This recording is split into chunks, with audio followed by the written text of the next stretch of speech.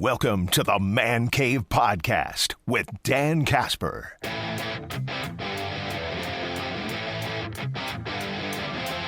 Catching up with our doc, Mr. Austin Crow, Dr. Austin Crow, Chippewa Valley Orthopedics and Sports Medicine. Good morning, Austin. How are you doing? Happy Halloween. Yeah, you too. Doing great. What's the go-to candy in the Crow household when it comes to Halloween? There's so many good ones. I'd say probably, M&Ms, Skittles. I think those are probably two of the top ones, I'd have to say. They're OG. Yeah, definitely, man. Definitely. Well, best of luck. We got another round of playoffs, too, for you this evening. Mm-hmm. So ready for, week 2, right? Week 2? That it is, round 2. So we got another conference matchup here going against Fall Creek. Mm-hmm. So it'll be, we had a good game against them earlier this season. So, we're experienced against each other, and I think that can be both advantages and disadvantages in that. But they're gonna play tough. They're a good squad. They have a great running back. So I think we're gonna have to come out guns blazing if we want to pull out a win. So it's great to be at home. It's great to have some momentum on our side, but it's gonna have to be, as always in the playoffs, it's a win or go home, right? So you gotta bring it. Yeah, absolutely. So. All right, let's start off with, I want to talk a little, your guy, Carson Wentz. So we found out some shoulder stuff that he was playing through in that. So can you give us an idea of just how painful and how hard that is to maybe play a couple games with the shoulder injury that he was going through these last couple weeks? Yeah, so it was a non-throwing shoulder. If that was his throwing shoulder, he'd have been out immediately. So essentially what he had is a combination of an injury to the labrum and also the socket itself. So when we think about the shoulder, it's a ball and sockets type joint. The socket we call the glenoid. And so when the shoulder pops out of place, when it goes anteriorly to the front, which is where they normally dislocate, almost universally you do get tearing in the labrum, which is kind of a fibrocartilage gasket that runs around the actual socket and helps stabilize the joint. Well, when the ball comes out, sometimes it'll actually chip or break bone as well. Now, sometimes it's a real severe fracture, sometimes it's like a little rim, but either way, he had both. And so when you have a combination of labral tearing and it's called a bony Bankart, the shoulder tends to be very unstable. So I think every time you saw him wincing on the field, his shoulder was subluxing. It likely wasn't fully dislocating, but he was likely subluxing. He took some hits. He was out there playing, and you certainly got to give the guy all the credit in the world for putting his body on the line. So I think in that circumstance, you look at it and that it's impressive that he was able to get out there and keep playing, because you could see it. He was grimacing and He was in a lot of discomfort, and they really didn't disclose the injury. It was, at least to my knowledge, they didn't even say anything other than just like shoulder, right? They didn't talk about what it was, but then as soon as basically the game was over, he went in the IR, and I don't know if he already had surgery. He was about to have surgery for that labrum and again that bony Bankart injury. So success rate, especially in a non-throwing shoulder, he should be back. Obviously, the question really becomes what's his future in the NFL. I think I don't want to say it was another failed adventure, but it's certainly, he had his ups and downs, I guess we'll put it that way. So if I remember, he was a record 6 consecutive seasons with 6 different teams, or something to that effect, like first time ever done to start a game at the quarterback position. So a true journeyman in that sense of the term. So at the end of the day, to play through that, impressive. To see the discomfort he was having, that shoulder was not stable. So I think we wish him the best luck in recovery and kind of see where that leads for him. Yeah. So 2 parts, a couple more for Carson Wentz I wanted to ask you. So we had heard that, because some people were saying, why were the Vikings letting him play? And you heard that, he was told that, or reassured, couldn't do any worse with it. He couldn't hurt it any worse. Is that fairly accurate with that? Yeah, within a certain degree. If the shoulder's not fully dislocating, it's just kind of subluxing, it's not likely to cause further damage. Now, if he popped out again, I'm sure that the kind of plan was if you come out, a full dislocation, you're done. Subluxations, although uncomfortable, generally aren't going to cause a lot more damage. Would I say there's a 0% chance? Absolutely not. There's for sure a chance that if your shoulder dislocates, you can cause further damage. So the one thing against his non-throwing shoulder, so the margin of error is certainly a lot bigger. In the throwing shoulder, if he had that injury, he'd have been shut down immediately. Like that play had happened, that'd be the last play of the season for him. So in the non-throwing shoulder, again, it gives him more leeway. So to say that there's no risk, not true. Low risk, I'd say, is probably fairly accurate. Again, with that plan of, and we have that with a lot of our players. I send both high school and collegiate kids out to the football field with a shoulder that's not fully stable. It's all about kind of the risk benefit. And if you say, look, your shoulders seems to be relatively stable, not that you're not having discomfort and pain, but it's staying in the joint, you can try play through that. And we get a lot of athletes that try play through it, but generally what I'll tell them is like, if it comes out again, we got to pull the plug. Because again, a dislocation, number one, it hurts. Number two, it can further damage the joint. So I'd say there's truth in that for sure, that it's not super dangerous, but there is always that potential. So the other part too, Carson Wentz is so fascinating when you look at his career, because 2017, he probably would have been MVP, the way that he was, absolutely, the way he was playing, and then he tears his ACL. And then after that, it just kind of came tumbling down. Is there any, because I think a lot of people are wondering what the heck happened. Could something have affected with his knee injury? Is it more of a mental side aspect of it? Is there anything that injury wise that could have maybe derailed his career? Do you think? I think I will say, ACLs are surgery. We get athletes back to a high level frequently, but there is no surgery in the world, I don't care how small it is, that's 100% successful. So there are people that have ACL reconstructions that just never get back to the way they were before. Carson Wentz always extended plays with his legs. He still does. He did it with the Vikings this year. Maybe that changes game enough where he wasn't quite at that same level, and that just changes dynamic enough. But you're right. They were showing some clips. I can't remember if it was actually in game or maybe I was watching it on social media, but they're just showing some of his clips from when he was with the Eagles. And he was incredible. Yeah. He really was making plays. Some of the throws he made were just spectacular. A lot of them, if you really watch, were plays that he extended with his feet first and then kind of parlayed it into a throw. Really kind of like the Mahomes style, where it's like, it's the throw is great, but if you look at the context, it becomes even more impressive. Whereas now, it seems like he's having a hard time hitting receivers with his feet set.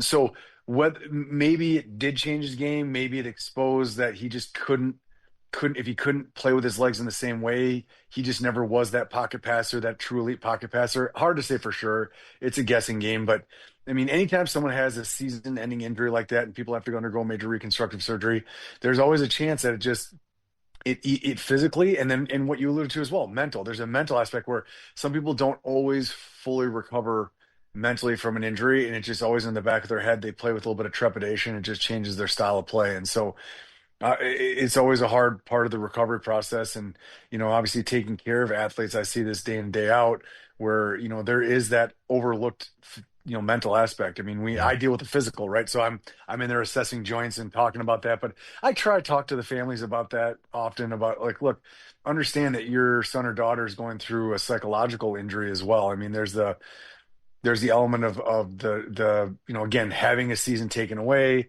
and then kind of the recovery process, the mental draining part of that, having to put all that effort into rehab, and then the fear of it happening again. There's a real element to that. So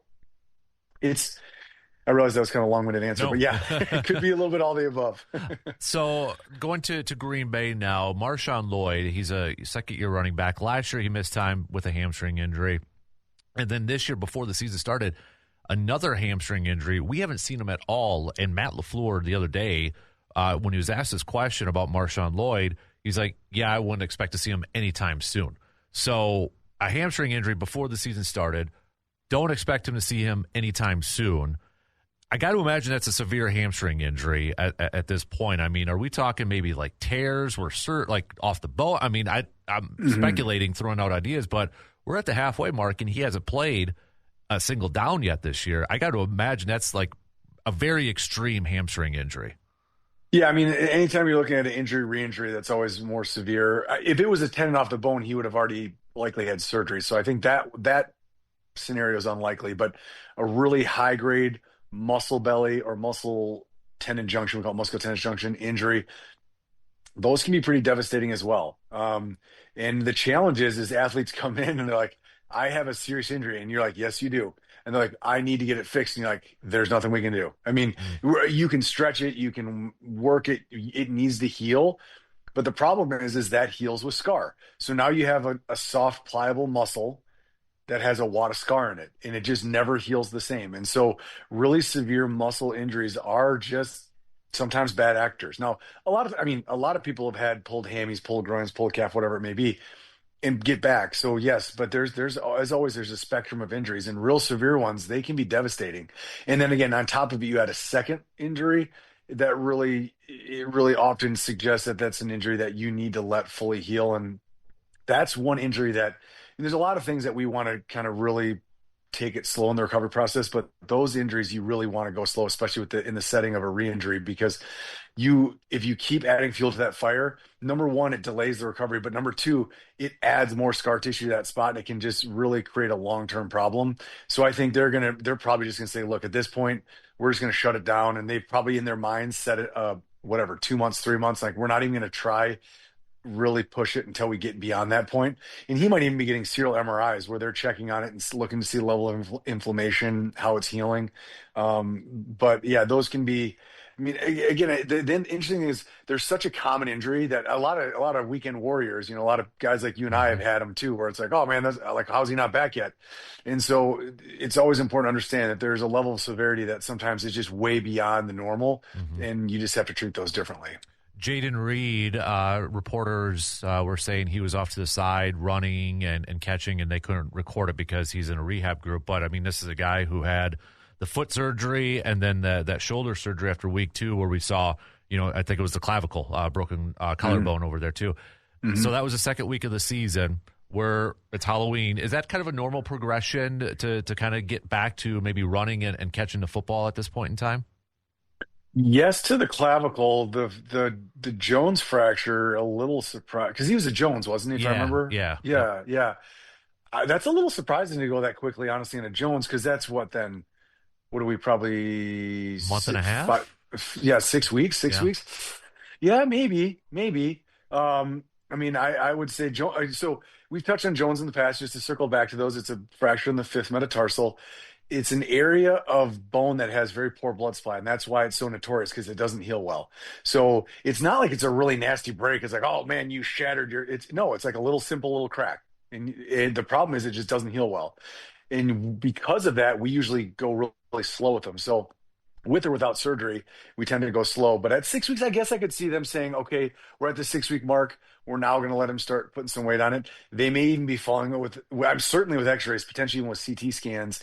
Maybe they're seeing some bony healing and saying, hey, it's ready to go. Now, I promise you, he's got a large stainless steel screw inside of that metatarsal. So it's supported. So maybe they're saying with that, and we're seeing some healing, we're letting him play. So I guess that's not that crazy. In my mind, I guess it was maybe a little bit less than 6 weeks, but 6 weeks I could see. So not that crazy. And clavicle for sure. That's usually when we're shooting to get people back starting to go. Last question for you. This was actually a couple weeks ago, but I keep forgetting to ask you. So one of our very popular athletes we've talked about is Tiger Woods. So back a couple weeks ago, he had posted on his Twitter, after experiencing pain and a lack of mobility in my back, I consulted with doctors and surgeons to have tests taken. The scans determined that I had a collapsed disc in L4, L5, disc fragments in a compromised spinal canal. I opted to have my disc replaced yesterday, and I already know I made a good decision for my health and my back. He underwent lumbar disc replacement surgery in his L4-5 lumbar spine for lower back symptoms. That sounds like a lot, and we know Tiger's been through a lot in there, and and we've talked about him before. With you talk about the mental side of an athlete, that guy's like worlds different than everybody else. But I mean, is that still going to be incredibly hard? That sounds like a lot to try to come back from. Yeah, I mean, so to take it into context, he's already had back problems, as we know. Yep. He's already underwent one level of fusion. So with that single fusion, I was obviously able to recover. The problem is, like all backs, when you fuse a level, you now put a lot of stress in the levels above and below it. Okay. And so with that extra stress, there's a high frequency of degeneration. We call it adjacent level disease. Case in point right here. So I don't know which level he had fused, but I can guarantee it was either one above or one below that. And so with that fusion, that level above sees extra stress. Then eventually, what's the culmination of that? You basically the disc starts to break down, it collapses, and as it collapses, often it extrudes some of that disc material into the spinal cord. Well, down there it's actually the cauda equina, but it pushes against it. Now it sounds dangerous. It's not dangerous in the sense of like he's going to get paralyzed, but it can cause symptoms in the low back, often down the leg, sciatica type symptoms, radiculopathy. So when you look at it, I mean, there's kind of a joke. Spinal surgery is the gift that keeps giving. You do one fusion, you eventually end up having to do more. It's just kind of the way it works. And so now often you don't have a choice, right? So for this, he had a fusion and you don't really have a choice. If you have symptoms again, you kind of have to do it. Now, in this case, instead of doing a fusion, they like to do a disc replacement. So that's where you basically go to each level of the vertebral body. You put, it looks kind of like the bottom piece is like kind of like a little saucer, and the top part's got a little kind of a cup almost that fits into it. So it's a little bit of a ball and socket style. Um, they've been really effective in the neck. The back, lower back, they haven't worked quite as well, but clearly, and just to be clear, that's not my area of expertise, but we did those in residency. And so I treated backs when I was in residency. So maybe the technology is advanced, but the idea behind it, of course, is that with a fusion, it literally fuses. With the replacement, it allows motion. So then you decrease the risk of that adjacent level disease. And I'm sure with one level fusion, they're saying, hey, if we can get this next level to have some mobility, maybe we can save the back both for the adjacent level disease in the future, and then maybe getting him back to sports. But to answer the question we're dancing around here, is he going to get back to golfing again? Man, I mean, I hate to bet against Tiger Woods. Yeah. I've done it a couple times on this show, and I've been wrong every time. So I'm going to go ahead and say he's going to go back and win a Masters, I guess. But it's tough. I mean, multiple back surgeries, his leg, his knee. I mean, man. That arthritis, I got to imagine in like 10, 20 years, whatever it's going to be, is going to be tough. I mean, 10, 20 years, I mean, he may be dealing with it now. Yeah. He probably is, truthfully. So I'm just going to say, I just have to think he's going to hang it up here pretty quick. Again, I would love to be wrong. He was I mean, when he was dominant in the 90s and 2000s, he may have been the most dominant athlete to ever play a sport. I mean, it was just unreal to watch him play. So you hate to see a guy's career come to an end like that, but I just think his days are numbered. And again, I would love to be wrong, but especially with the back, I mean, the golf, as you know, puts a lot of stress to the back, and to have another surgery, oh boy, it's tough. So I mean, we wish him the best and see how it plays out, but I guess again, time will tell. But it's tough. It's a tough spot to be in. No kidding. Well, he's Dr. Austin Crowe, Chippewa Valley Orthopedics and Sports Medicine. Best of luck tonight in football and such. We'll be following along and paying attention. Have a fantastic weekend, sir. Happy Halloween, and we'll talk to you again soon. All right, you take care. You got it. There you go. Dr. Crowe, Chippewa Valley Orthopedics and Sports Medicine.